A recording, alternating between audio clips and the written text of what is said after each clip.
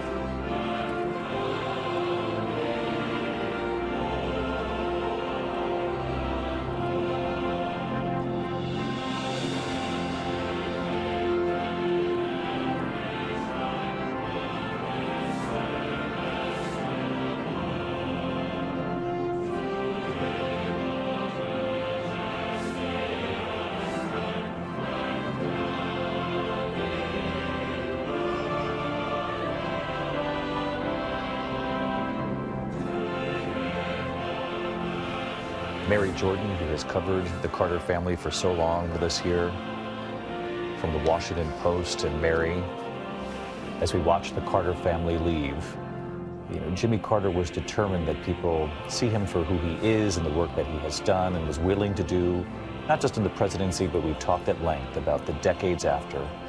And you have to think that Jimmy Carter would have been proud of the final chapter, the final sort of definition placed on his years of public service today. He sure would.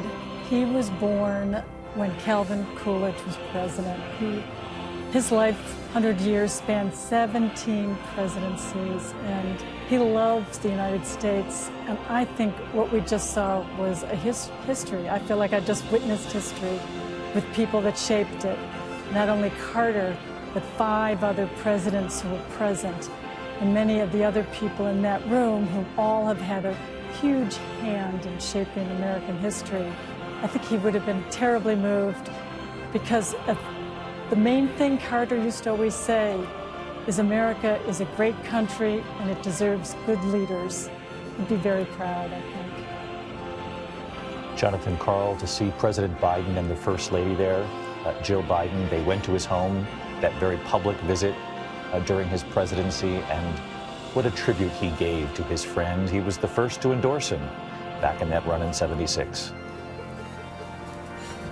And the only sitting president to make that trip to Plains to visit with the Carters.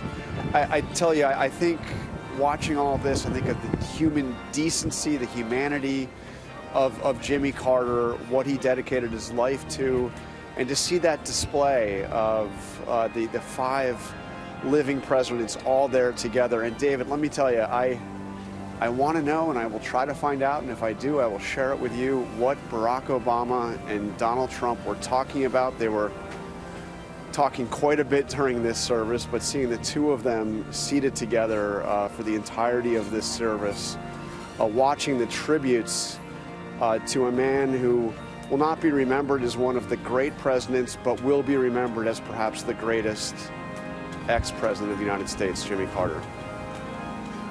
Martha Raddatz, John Carl, sort of reading our minds as well in what we're curious about, and the dynamic between former presidents, former first ladies, when they all gathered together, and how close some came to the presidency. Hillary Clinton winning the popular vote, but not the Electoral College by, what, 7,000 votes or whatever it was.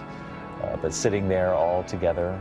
Kamala Harris, who lost after 107 days, that very shortened campaign, sitting there just a couple of feet away from President-elect Donald Trump, all there to honor Jimmy Carter. It's what Jimmy Carter would have wanted. It's what the country deserves in a moment of unity, but still so curious about the dynamic between all these leaders.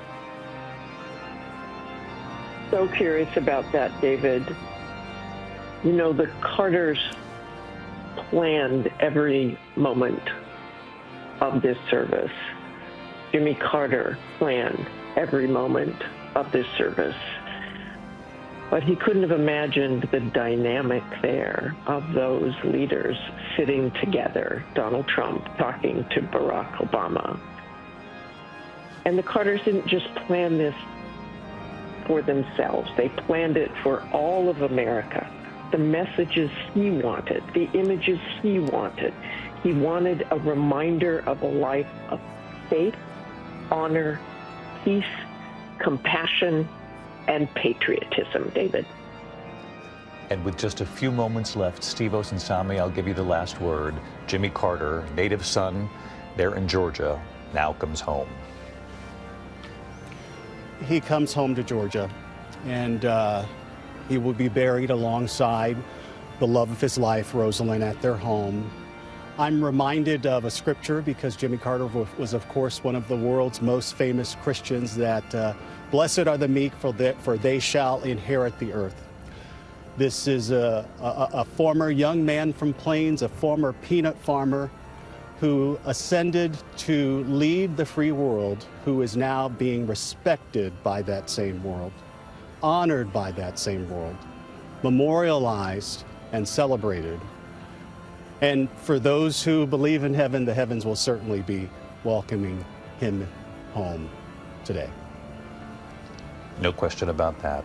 Steve Osunsami, Jonathan Carl, Linsey Davis, Mary Jordan, Terry Moran, Martha Raddatz, and our presidential historian, Mark Updegrove, who's been with us these last few days as well. My thanks to you all for helping us to honor our nation's 39th president. Our coverage continues, the tributes to a former president on ABC News Live, abcnews.com. And I should note that I'm anchoring here from our Los Angeles bureau today because we'll be heading right back out across Los Angeles on this day as multiple fires continue to burn here. I'll be on location later for World News Tonight with the latest on the fires and new concerns over the winds here. So we thank you for joining us here as we honor our 39th president, and we'll see you later today from Los Angeles. I'm David Muir. Until then, good day.